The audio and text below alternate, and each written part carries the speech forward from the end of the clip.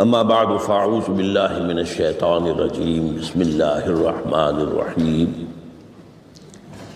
الحمد للہ رب العالمین الرحمن الرحیم مالک یوم الدین ایاک نعبد و ایاک نستعین اہدنا الصراط المستقیم صراط الذین انعمت علیہم غیر المغضوب علیہم ولا الضالین آمین ما اصاب من مصیبت الا باذن اللہ ومن یؤمن باللہ یہد قلبہ واللہ بکل شیء علیم وقال عز وجل كما ورد في سورة الحديد ما أصاب من مصيبة في الأرض ولا في أنفسكم إلا في كتاب من قبل أن نبرأها إن ذلك على الله يسير لكي لا تأسوا على ما فاتكم ولا تفرحوا بما آتاكم والله لا يحب كل مختال فخور وقال عز وجل كما ورد في سورة الانشراح إن مع العسر يسرا إن مع العسر يسرا صدق الله العظيم.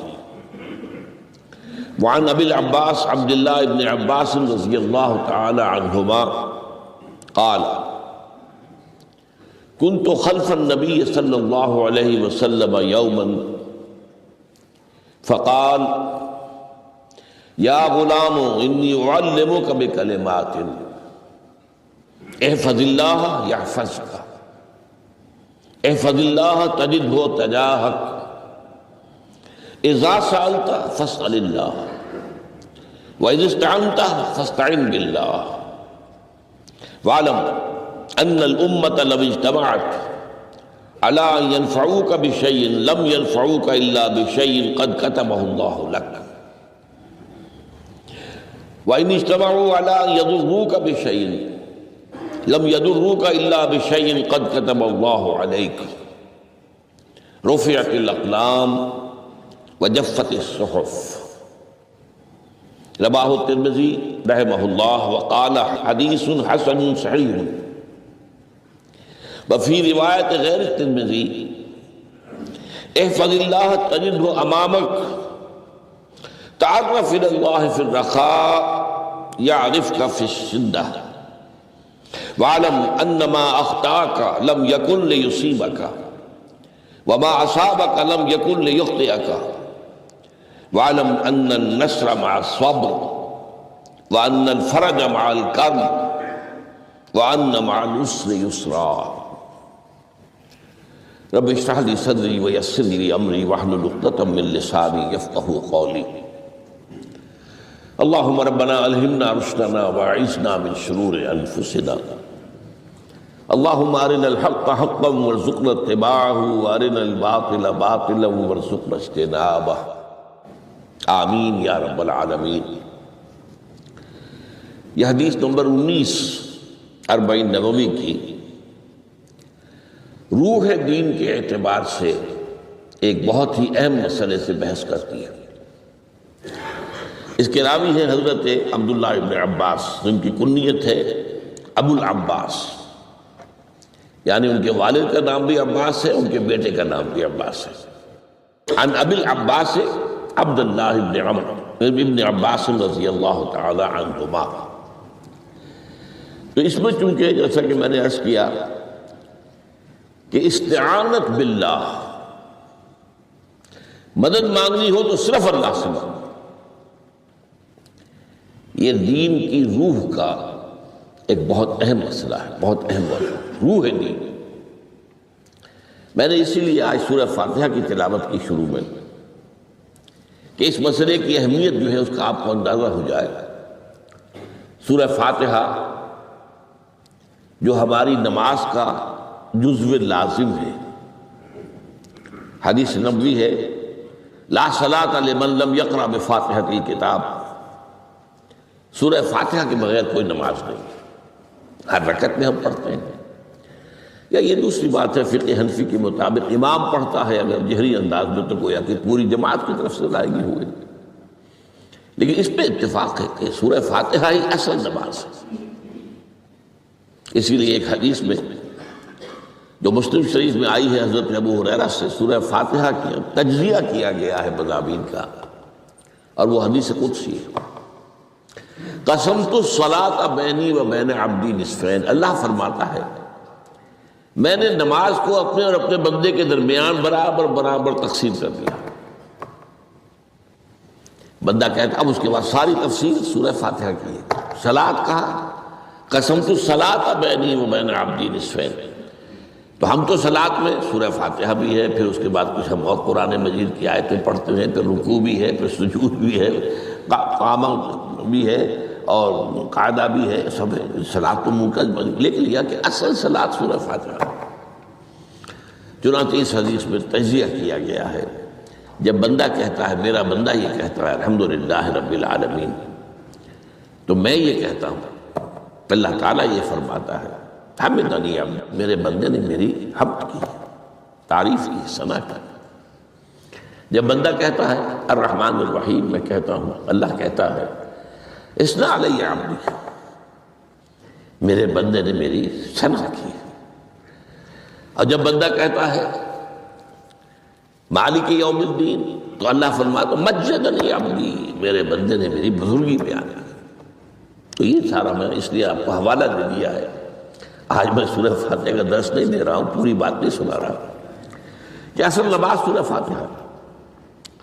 اب سورہ فاتحہ میں 7 آیتیں ہیں، اور عجیب ترتیب ہے، 3 آیتوں پر ایک جملہ بنتا ہے، الحمدللہ رب العالمین الرحمن الرحیم مالک یوم الدین، آیتیں 3 جملہ 1۔ پھر 3 آیتوں پر ایک جملہ ہے آخر میں، اہدنا الصراط المستقیم صراط الذین انعمت علیہم غیر المغضوب علیہم ولا الضالین، آیتیں 3 جملہ 1۔ درمیانی آیت ہے 4 نمبر کی، ایاک نعبد و ایاک نستعین، یہ ہے در حقیقت مرکزی آیت، مرکزی ہو گئی، 3 ادھر 3 ادھر، پھر وہ 3 ایک جملہ، آخری 3 ایک جملہ، اور یہ ایک آیت میں 2 جملے ہیں۔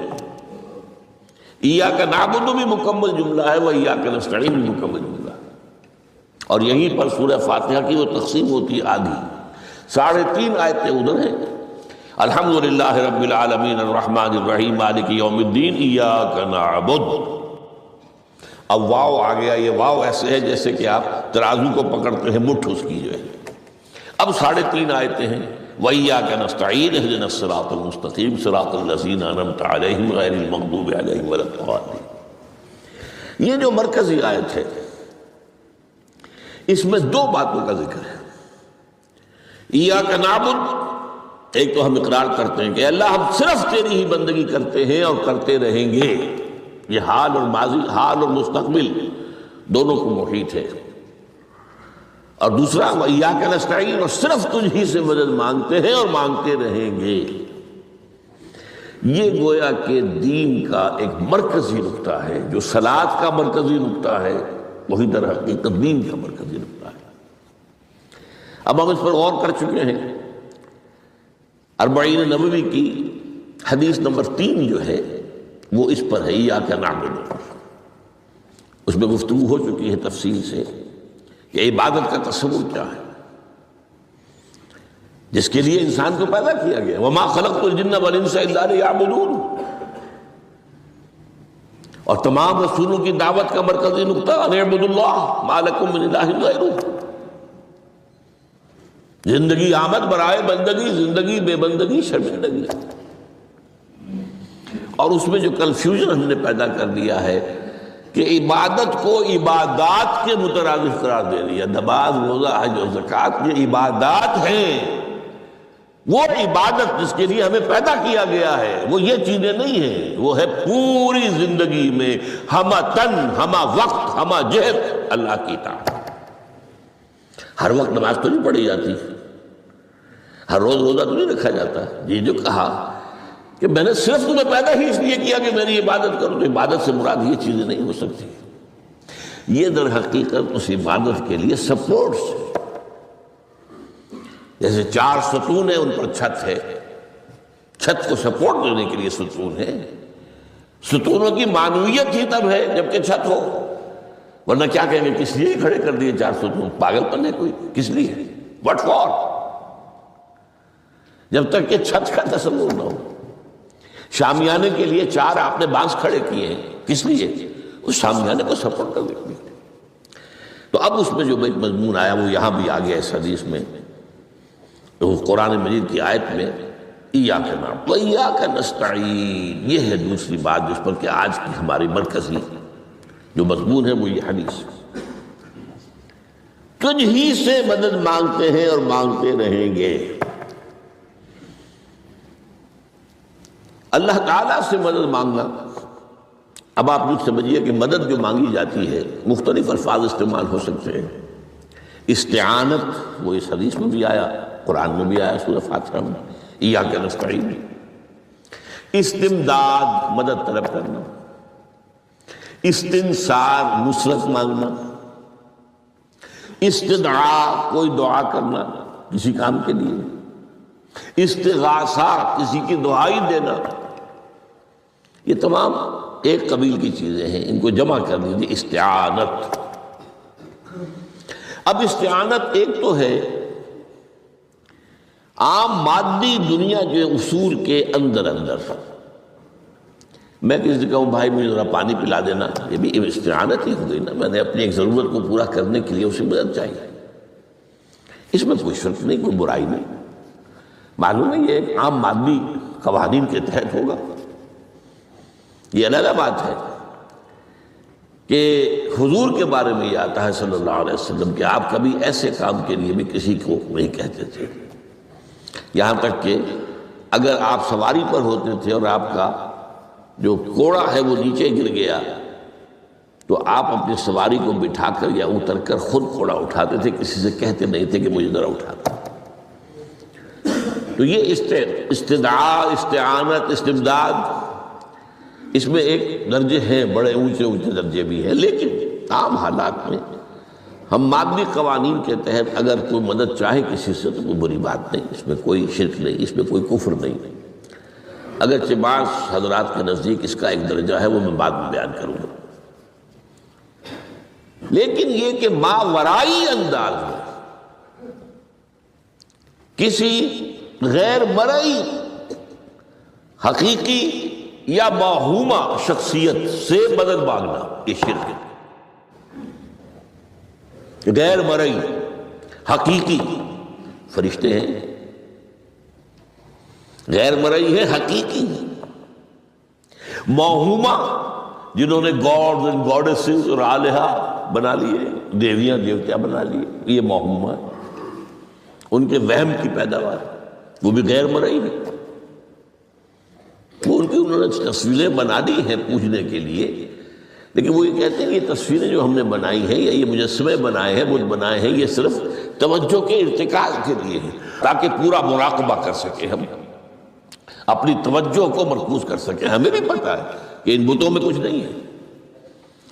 ایک عام ہندو ہے بیچارہ، عام جاہل دیہاتی، وہ تو یہی سمجھتا ہوگا کہ اسی میں ہے سب کچھ، اس بت ہی کے اندر ہے، لیکن جو پڑھے لکھے ہندو ہیں، جو تعلیم یافتہ لوگ ہیں، ڈاکٹر رادھا کرشنن بہت بڑا فلسفی تھا، جو آپ کو معلوم ہے بھارت کا صدر رہا ہے، بہت بڑا فلسفی، تو اس کی ایک کتاب ہے انڈین فلسفی پہ، اتنی موٹی موٹی 2 جلدیں ہیں اور بڑی باریک کائی گئی، اس میں اس نے کہا کہ ہم ان بتوں میں کچھ نہیں سمجھتے، یہ تو صرف کنسنٹریشن، توجہ کو مرکوز کرنے کے لیے ہم نے ان کو بنا لیا ہے تاکہ ان کے ساتھ ایک ذہنی اور روحانی رشتہ قائم کرنے کے لیے اپنی توجہات کو مرکوز کر سکیں۔ بہرحال یہ میں نے بتایا، ایک ہے غیر مرئی حقیقی،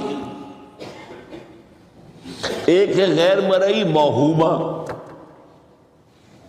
غیر مرئی حقیقی میں فرشتے بھی ہیں، معلوم ہے یہاں موجود ہیں، کرامن کاتبین ہیں، لیکن میں یہ نہیں کہہ سکتا کہ ذرا میری یہ مشکل دور کر دو، اس فرشتے سے میں مخاطب نہیں ہو سکتا، یہ شرک ہو جائے، حالانکہ ہمیں معلوم ہے فرشتہ ہے،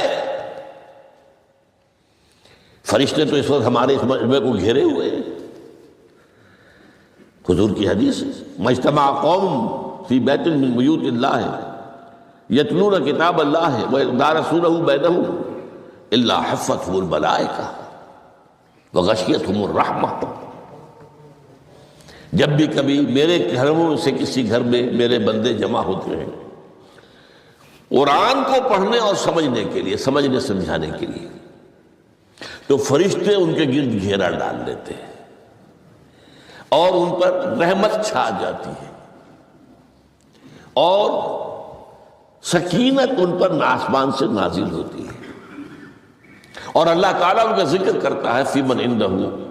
دیکھو اے فرشتوں، تم تو کہتے تھے نا کہ اے اللہ تو یہ خلیفہ بنانے چلا ہے آدم، یہ تو دنیا میں فساد مچائے گا، دیکھو وہ میرے بندے وہ کیا کر رہے ہیں۔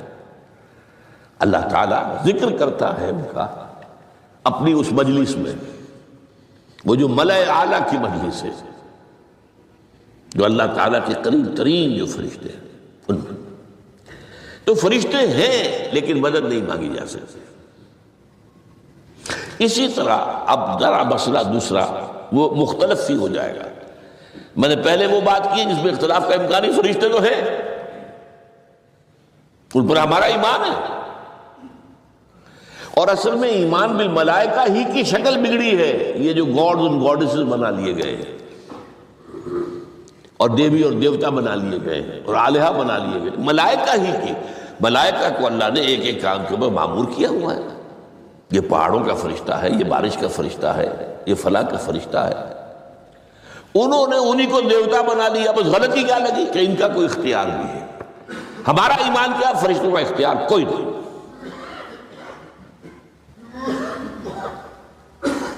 یفعلون ما یؤمرون، جو اللہ حکم دیتا ہے کرتے ہیں، ان کا کوئی اختیار نہیں۔ بس یہ باریک سا پردہ ہے، یہی ایمان بالملائکہ بن گیا ہے۔ دیویوں دیوتاؤں کی شکل اختیار نہیں۔ عرب کے لوگ خدا کی بیٹیاں کہتے تھے، وہ یہ فرشتے خدا کی بیٹیاں ہیں، ان کے نام پر لات، یہ مؤنث نام ہے، لات، عزا عزیز کا مؤنث ہے، منات یہ سب مؤنث نام ہے، یہ دیویاں ہیں، یہ اللہ کی بیٹیاں ہیں، فرشتے ہیں اصل سے۔ تو میں نے کہا کہ پہلے میں نے بات کی ہے وہ غیر مرئی کہ جو یقینی ہیں، متفق علیہ ہیں، فرشتے ہیں۔ ایک ہے مختلف فی، وہ یہ ہے کہ اولیاء اللہ کی ارواح بھی،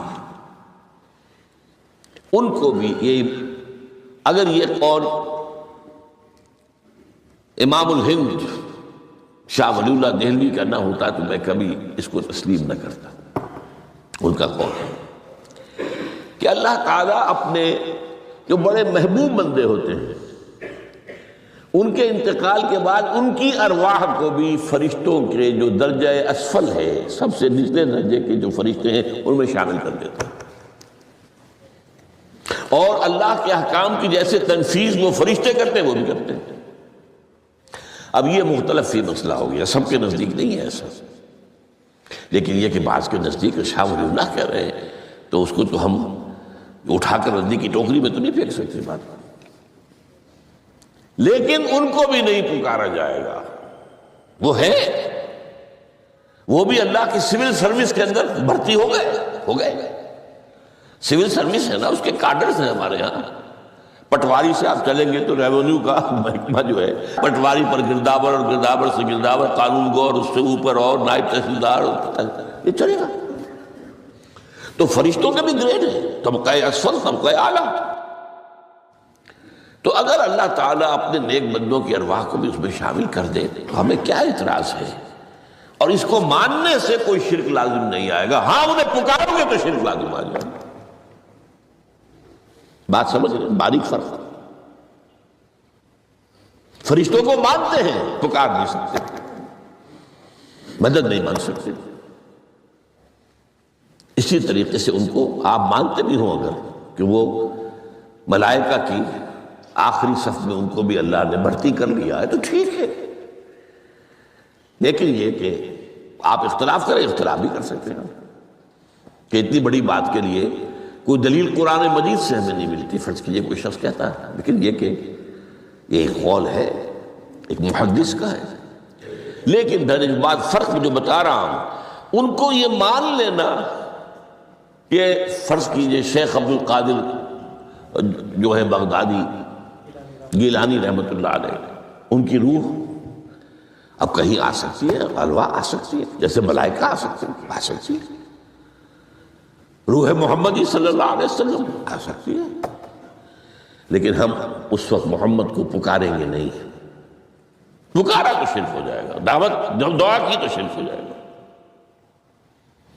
تو یہ ذرا باریک سا فرق ہے جو ہمارے ہاں اس فرق کو نہ سمجھنے کی وجہ سے ہی یا تو انکار کر دیتے ہیں سرے سے، روح آ ہی نہیں سکتی، اور یا یہ کہ پھر ان سے دعائیں اور استدعاء اور استغاثہ، تو یہ دونوں میں جو ہے انتہائی ہو جاتی ہے۔ اچھا، دنیا کے قانون کے تحت بھی جو میں نے کہا تھا، میں بتاؤں گا کہ اس کا بھی ایک مرتبہ ہے۔ آپ نے کسی شخص سے ایک کام کے لیے کہا، وہ کام دنیا کے قوانین کے تحت ہے۔ فرض کیجیے آپ کسی سے کہتے ہیں میری فلاں جگہ پر سفارش کر دیجئے، میرا یہ مسئلہ ہے، 100% درست ہے، لیکن یہ کہ فرض کیجئے کہ میرا جو مدعا علیہ ہے یا جو میرا مد مقابل ہے وہ چرب زبان ہے زیادہ، یا وہ اس نے کوئی لمبی چوڑی سفارش جو ہے فراہم کر دی ہے، تو آپ بھی میری بات رکھ لیں۔ قرآن مجید میں آیا ہے سورہ نساء، من یشفع شفاعۃ الحسن، اچھی شفاعت کرنا صحیح بات، تو اس کے اندر اللہ تعالیٰ نے اجر و ثواب رکھا ہے۔ اب آپ نے ایک دفعہ کہا، اس نے نہیں کیا، دوسری دفعہ کہا نہیں کیا، پھر کہا، تو یہ میں ایک بزرگ کا قول آپ کو بتا رہا ہوں کہ یہ شرک ہو جائے گا۔ ایک دفعہ کہا ٹھیک ہے یہ سوال ہے، دوسری دفعہ کہا یہ بھی چلیے معاف، اب تیسری دفعہ، اس کا مطلب یہ کہ آپ نے یہ بات سمجھ لی ہے کہ آپ کا خیر اسی کے ہاتھ میں ہے، اور یہ شرک خفی ہو جائے گا۔ ٹھیک ہے، آپ نے کہا اگر وہ کر دے ٹھیک، کوئی اعتراض نہیں۔ تو یہ باتیں بھی سمجھنے کی ہے، کیونکہ آدمی جو ہے اگر پیچھے پڑ جاتا ہے، کہتا رہتا، مطلب معلوم ہوا کہ اس کے ذہن میں یہ بات بیٹھ گئی ہے کہ تمہارا خیر جو ہے، تمہاری بھلائی اسی کے ہاتھ میں نہیں۔ بہرحال اس تمہید کے بعد اب ہم پڑھ رہے ہیں، حضرت ابن عباس فرماتے ہیں رضی اللہ تعالی عنہ، کنت خلف النبی یوما صلی اللہ علیہ وسلم، ایک دن میں حضور کے پیچھے تھا۔ اب پیچھے ہونے سے کیا مراد ہے؟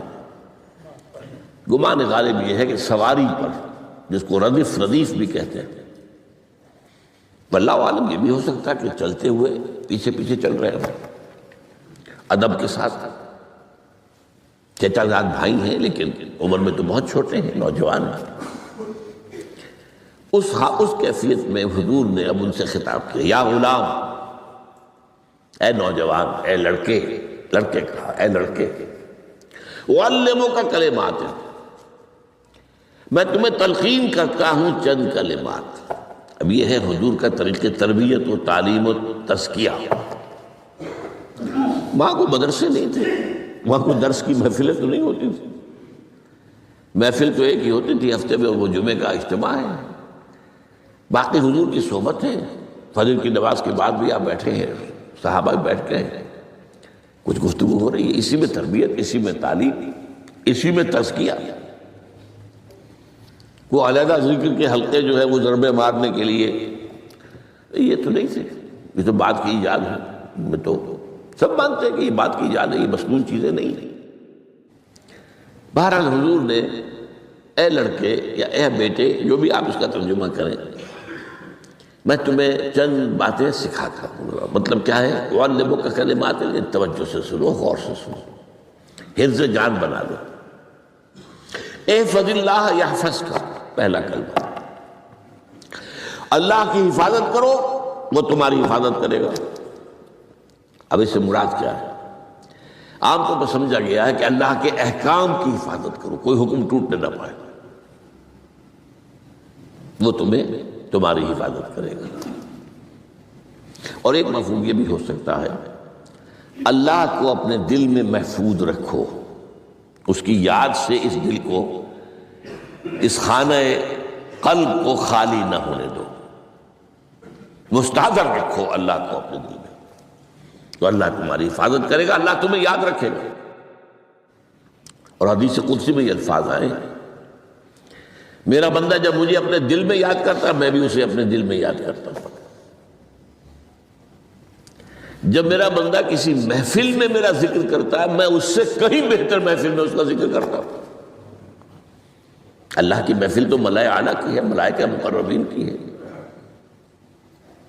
وہ جو امیر خسرو کا شعر ہے وہ پتہ نہیں کس کیفیت میں انہوں نے کہا ہے، خدا خود میر محفل بود اندر لامکاں خسرو، محمد شمع محفل بود شب جائے کہ من بودم۔ اے خسرو، رات میں جہاں تھا وہ رات کوئی کیفیت تھی جو گزری ہے، وہ ایک لامکان کی محفل تھی۔ اب مکان نہیں ہے، لامکان ہے، مادی نہیں ہے وہ۔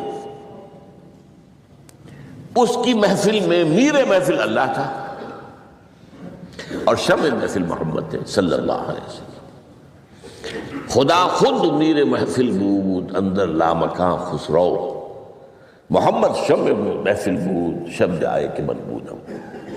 بہرحال اللہ کو تم اپنے دل میں مستحضر رکھو، اللہ تعالیٰ تمہیں بھی یاد رکھے گا۔ دوبارہ فرمایا احفظ اللہ تجدہ امامک تجاہک، اللہ کو یاد رکھو تو اپنے سامنے موجود پاؤ گے، جب چاہو دعا کرو۔ وہ جو واقعہ ہے کہ دل میں ہے، جب چاہو مخاطب ہو جاؤ۔ دل کے آئینے میں ہے تصویر یار، جب ذرا گردن جھکائی دیکھ لی، کہیں دور تو نہیں ہے۔ نحن اقرب الیہ من حبل الورید، تمہارے دل میں اللہ ہے تو کہاں جا رہے ہیں اس کو ڈھونڈنے کے لیے؟ اپنے دل میں۔ وہ جو بے دل نے کہا ہے ستم است گر ہوست کشد کہ بے سیر سر و سمندرا، تجھے اونچا کم نہ دمیدئی در دل کشا بچمندرا۔ بڑے ستم کی بات ہے کہ تمہارا دل کہتا ہے چلو ذرا باغیچے میں چلو، پھولوں کی سیر کرو، یہ گلاب کا پھول ہے، یہ موتیا ہے، یہ سیر۔ ستم است، بڑے ستم کی بات ہے۔ کیوں بھی ستم کیا ہو گیا اس میں؟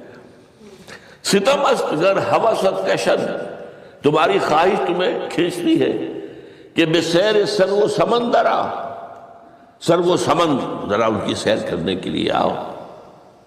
تجھے غنچہ کم نظر، تو خود ایک غنچہ ہے، تو خود ایک پھول ہے، اللہ کا بنایا ہوا اشرف المخلوقات۔ وہ اشرف المخلوقات سے بڑا کوئی پھول ہو سکتا ہے؟ تجھے غنچہ کم نہ دمیدئی در دل کشا، اپنے دل کا دروازہ کھولو، بچمن درا، اس کے اندر جو چمن آباد ہے وہ کیا ہے؟ روح ہے۔ دل مسکن ہے قلب، قلب مسکن ہے روح کا۔ تو احفظ اللہ تجدہ امامک یا تجاہک، اپنے سامنے موجود پاؤ۔ اذا سألت فاسأل اللہ، اب آ گیا وہ مرکزی مضمون۔ دیکھو جب مانگو اللہ سے مانگو، غیر اللہ کے سامنے ہاتھ دراز کرو ہی مت۔ ایک حدیث میں آتا، یعنی حرام نہیں ہے، دنیاوی قواعد اصول قوانین کے تحت کسی سے مدد چاہنا، کوئی سوال کرنا حرام نہیں ہے۔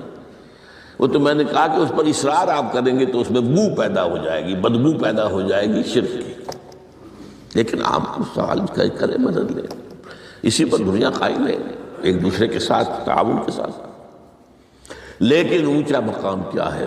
کسی سے سوال مت کرو سوائے اللہ کے، یہاں تک کہ جوتے باندھنے کا تسمہ تمہیں درکار ہے تو بھی کسی سے مت مانگو، اللہ سے مانگو۔ کیا پتہ اللہ کس کے دل میں ڈال دے اور وہ آ کے تمہیں تسمہ پیش کر دے۔ ہوتا ہے ایسا، بسا اوقات ہوتا ہے۔ جو اللہ کے ساتھ لو لگا کر رکھنے والے ہیں ان کے تو ایسے واقعات ہوتے ہیں کہ دل میں ایک بات آئی اور اس کے بعد وہی بات جو ہے وہ کوئی شخص آ گیا اور اس نے وہ بات پوری کر دی۔ کیونکہ لوگوں کے دل جو ہے وہ تو اللہ کے دو انگلیوں کے مابین جو چاہتا پھیر دیتا ہے۔ کیا پتہ اللہ کسی فرشتے کو انسانی شکل میں بھیج دے. آتا ہے فرشتہ، آتا ہے انسانی شکل میں آتا ہے، آپ کی تکلیف کو رفع کر دے، آپ کی ضرورت کو پورا کر دے. اسی سے مت، کسی اور سے مت. یہ ہے توحید کا لب لباب. یوں سمجھیے اسلام کی جڑ کیا ہے؟ ایمان.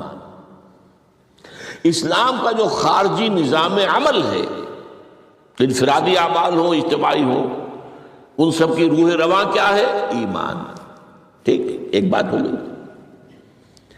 ایمان کا خلاصہ لب لباب کیا ہے؟ ایمان باللہ.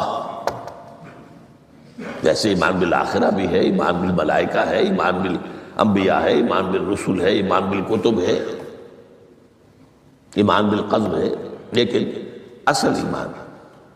اسی لیے ایمان مجمل میں آپ کو معلوم ہے کسی اور چیز کا ذکر نہیں ہے. آمنت باللہ کما ہوا باسمائہ وصفاتہ وقبلت جمیع احکامہ اقرار باللسان وتصدیق بالقلب. یہ ایمان مجمل ہے. اجمالی طور پر ایمان اس کا نام ہے. ہاں مفصل تفصیلی طور پر آمنت باللہ وملائکتہ وکتبہ ورسلہ والیوم الآخر والقدر خیرہ وشرہ من اللہ تعالی والبعث بعد الموت. تو اسلام کی جڑ ایمان، اور اسلام کا سارا جو نظام عمل ہے، چاہے انفرادی اعمال ہو چاہے اجتماعی، ان سب کی روح رواں ایمان. اور ایمان کا خلاصہ ایمان باللہ. اور ایمان باللہ کا اصل حاصل وہ ہے جو اس حدیث میں آ رہا ہے. اس کے دو ہیں تقاضے: عبادت صرف اسی کی، استعانت صرف اسی سے. اس لیے میں نے سورہ فاتحہ کا تذکرہ شروع میں کیا. یہ عبادت کا جوہر ہے، عبادت کا جو ہے یہ ایمان کا حاصل. عبادت صرف اس کی ہے اور استعانت صرف اس سے. استعانت ہی میں سوال بھی آ گیا، یہ بھی مدد ہے. آپ کسی سے کچھ مدد مالی چاہ رہے ہیں یا کوئی اور مدد چاہتے ہیں، کسی کام میں مدد چاہتے ہیں، جیسے میں نے کہا تھا کہیں سفارش کرانا چاہتے ہیں، بھی مدد ہے. وَإِذَا اسْتَعَنْتَ فَاسْتَعِنْ بِاللَّهِ. اور جب مدد مانگو صرف اللہ سے مانگو. اور وہ سارے الفاظ یاد کر لیجیے: استدعاء، استعانت، استغاثہ. یہ جو غوث اعظم سے استغاثہ کیا جاتا ہے یہ تو شرک ہے. استغاثہ اللہ سے، دعائی اللہ کی.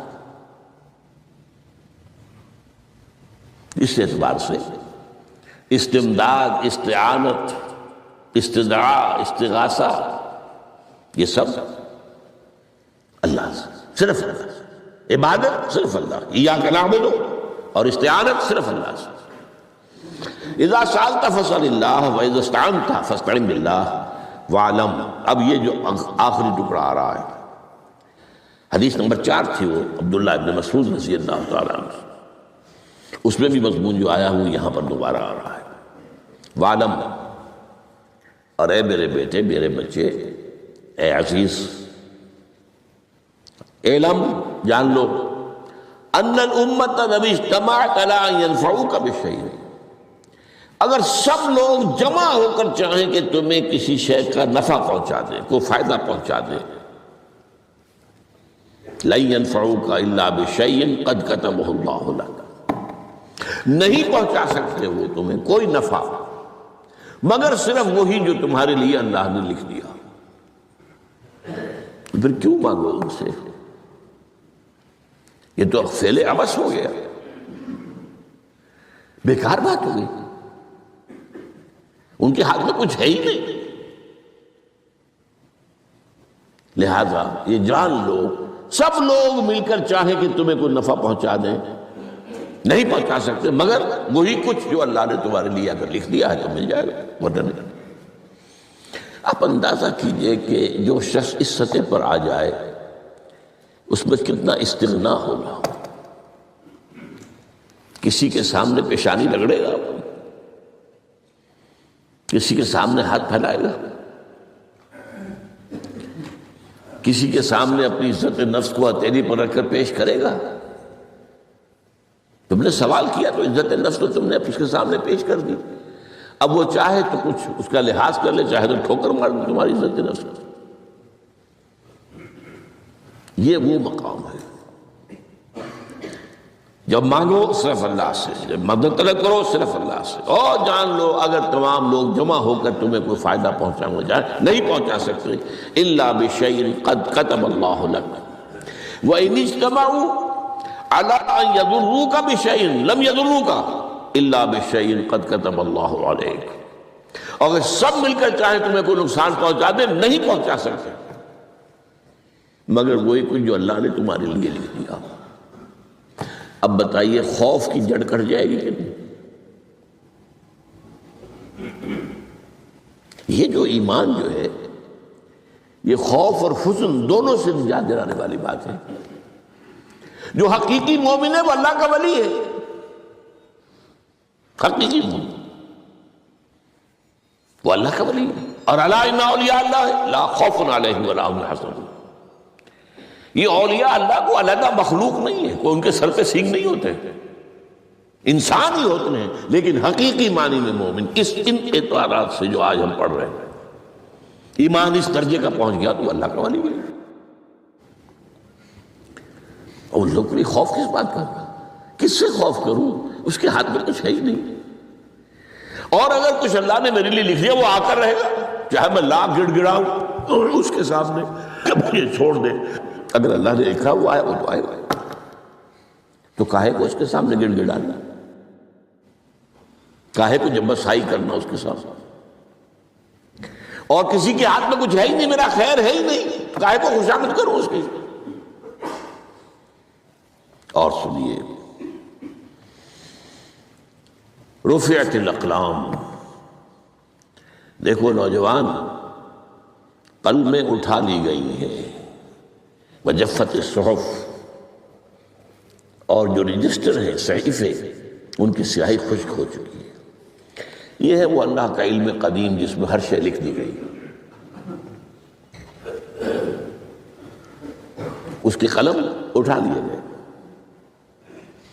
وہ جیسے آپ کو معلوم ہے امتحان ہوتا تھا، 3 گھنٹے ختم ہو گئے، اسٹاپ رائٹنگ، بس اب قلم رک جانا چاہیے. وہ قلم تو تقدیر کا کاتب جو ہے وہ قلم اس کا اب اٹھا لیا گیا، اور جو صحیفے جن پر لکھا گیا وہ خشک بھی ہو گئے. یہ تو روایت ہے جو امام ترمذی نے جس کو روایت کیا، یہ متن ان کا ہے جو ہم نے پڑھا ابھی، اور ان کا قول یہ ہے کہ یہ حدیث حسن صحیح ہے.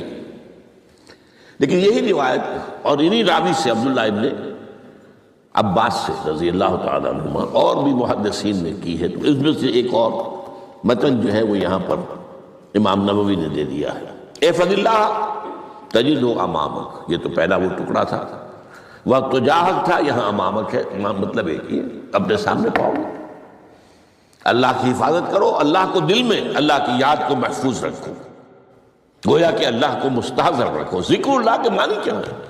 استحضار اللہ فی القلب، یہ ذکر اللہ ہے.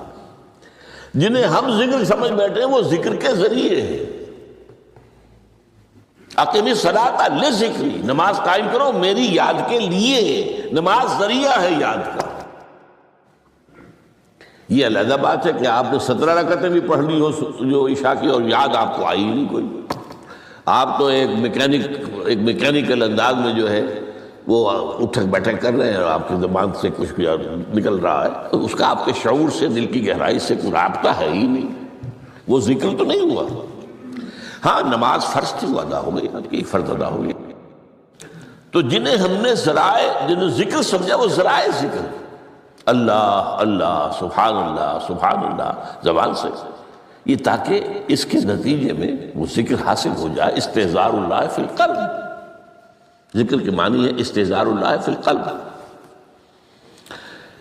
تعرف الی اللہ فی الرخاء، اور دیکھو کشادگی کے وقت میں تم اللہ کو یاد رکھو، اللہ کی طرف رجوع کیے رہو، بھول نہ جاؤ.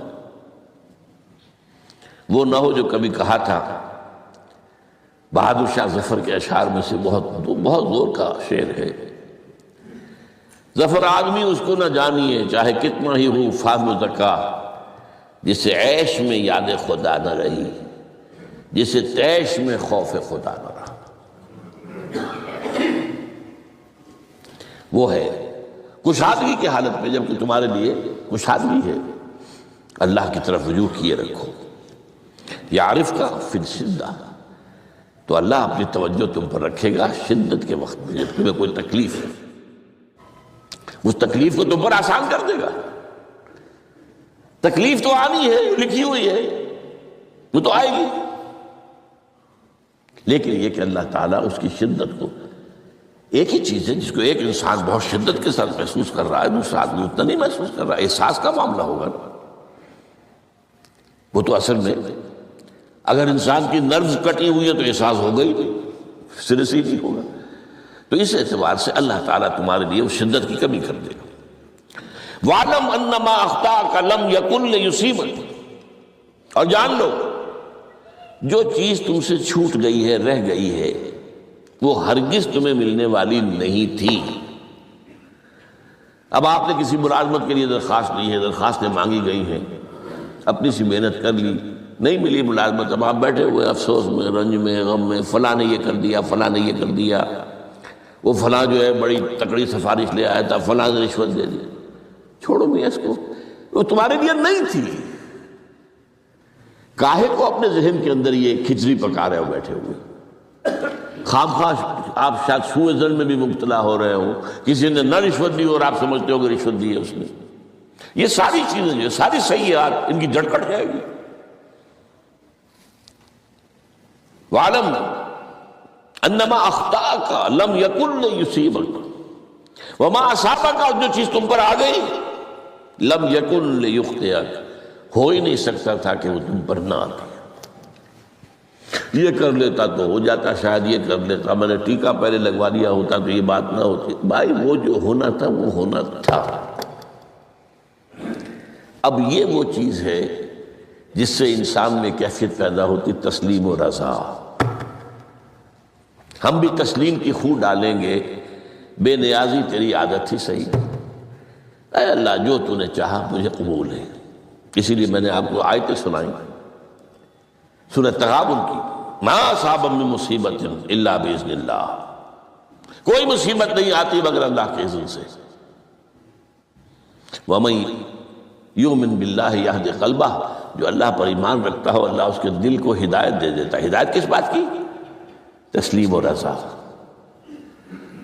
ستمش گر حوست کشد کہ میں سر سلو سبب درا، نہیں یہ دوسرا شعر میں پڑھنا چاہتا تھا۔ سر دوستاں سلامت کہ تو خنجر آزمائی، نہ شبد نصیب دشمن کے شبد ہلا کے تیغت۔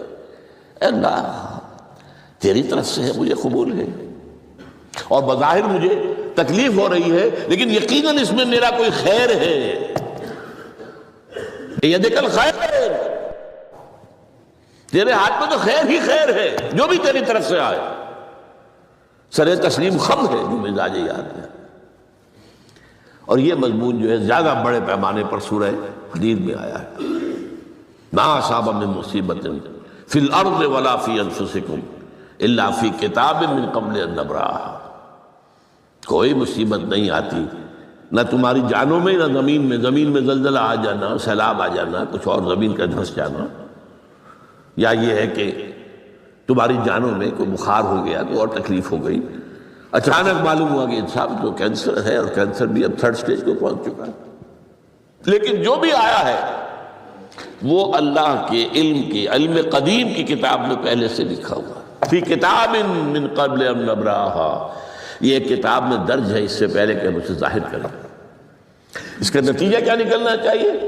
لیکن لا تاسوا علی ما فاتکم ولا تفرحوا بما آتاکم، افسوس نہ کیا کرو جو تم سے جاتا رہے، چھوٹ جائے، کوئی عزیز فوت ہو گیا، کوئی موقع ہاتھ سے نکل گیا، ارے بھائی میں چوک گیا، بڑا موقع تھا، اب اس پر افسوس کر رہے ہیں۔ نہیں، جو چیز لیکن لا تاسوا علی ما فاتک ولا تفرحوا بما آتاک، جو اللہ تمہیں دے دے اس پر اتراؤ مت۔ وما اصابک لم یکن لیخطئک واعلم ان النصر مع الصبر، اور جان لو اللہ کی مدد صبر کے ساتھ آتی ہے۔ جو آئے اس کی طرف سے جھیلو، زبان پر کلمہ شکوہ اور شکایت نہ آئے، اللہ سے شکایت نہ آئے، تسلیم و رضا، جو تیری رضا ہے۔ تیری صحت ہمیں منظور ہے لیکن اس کو، مولانا محمد علی جوہر ایک مرتبہ جیل میں گئے، ایک بیٹی بیمار ہوئی، فوت ہو گئی۔ اس کے بعد دوسری مرتبہ پھر جیل میں گئے، دوسری بیٹی کو وہی بیماری ہوئی۔ جیل میں اطلاع ملی کہ بیٹی کو یہ بیماری ہو گئی ہے، تو خط لکھا ہے اشعار کی شکل میں۔ اس کا آخری شعر یہ ہے، تیری صحت ہمیں منظور ہے لیکن اس کو نہیں منظور تو پھر ہم کو بھی منظور نہیں۔ ہم تو چاہتے ہیں میں بیٹی کے تجھے شفا ہو جائے، اسے منظور نہیں تو پھر ہمیں بھی منظور۔ وَعْلَمْ أَنَّ النَّصْرَ مَعَ الصَّبْرِ وَأَنَّ الْفَرَجَ مَعَ الْكَرْبِ، فرج، فراخی، کھل جانا کسی چیز کا، یہ ہے کرب کے ساتھ، تکلیف کے ساتھ، تکلیف ہوتی ہے ساتھ۔ اللہ نے قانون بنایا ہے دنیا کا۔ اب آپ اندازہ کیجئے بچے کی ولادت میں ماں کو کتنی تکلیف اٹھانی پڑتی ہے۔ آج کل تو فیشن ہو گیا ہے، سیدھے سیدھے جاؤ، آپریشن کراؤ، تکلیف سے بچ جاؤ، لیکن یہ ہے کہ یہ بھی آپ کے علم میں ہوگا، وہ ساری تکلیف جیسے ہی بچے کو لا کر ماں کے برابر لٹایا ہے، ساری تکلیف ختم، پھر جو راحت اس سے میسر آتی ہے۔ ان الفرج مع الکرب وان مع العسر یسرا، اسی لیے میں نے وہ آیتیں بھی پڑھی تھی، ان مع العسر یسرا ان مع العسر یسرا۔ اس دنیا میں یہ اللہ نے نظام بنایا ہے، سختیاں جھیلنی ہی ہوں گی۔ لقد خلقنا الانسان فی کبد، ہم نے انسان کو پیدا کیا مشقت کے اندر، مشقت تو کرنی پڑے گی۔ کسی کی جسمانی مشقت زیادہ، کسی کی ذہنی مشقت زیادہ، مشقت سے چارہ کسی کو نہیں۔ تو یہ ہے ان مع العسر یسرا ان مع العسر یسرا۔